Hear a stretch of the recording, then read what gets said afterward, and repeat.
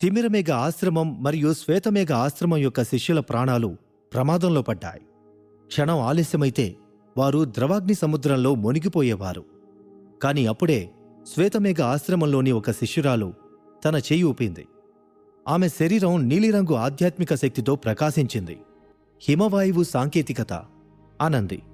శ్వేతమేఘ ఆశ్రమ శిష్యురాళ్ల దగ్గర ఒక ప్రత్యేకమైన సాంకేతికత ఉంది. వాళ్ళు ఆ సాంకేతికతను ఉపయోగించగానే ద్రవాగ్ని సముద్రాన్ని దాటాలని చూస్తున్న వాళ్ళందరి కాళ్ల కింద చల్లని గాలి సుడులు తిరుగుతూ అగ్నివేడిని నియంత్రించింది. కాని అప్పటికే ఆలస్యమైపోయింది. నలుగురిలో 2 శిష్యుల వేగం పెరిగినా అడుగు ముందుకు వేయలేకపోయారు. వాళ్ళు ప్రాణత్యాగానికి సిద్ధమవుతూ ఉండగా, మీరు ఎవరూ ధైర్యాన్ని కోల్పోకండి, వేదిక మన ముందే ఉంది, త్వరగా రండి అనన్నాడు అనురాగ్. మామ ఫుల్ ఎపిసోడ్ మన టెలిగ్రామ్ ఛానల్లో ఉంది. ఒకసారి వెళ్ళి ఛానల్ చెక్ చేయండి. ఎపిసోడ్ ఉంటేనే జాయిన్ అవ్వండి. ఫుల్ ఎపిసోడ్ అయితే మన ఛానల్లో ఉంది. 100% చెప్తున్నా.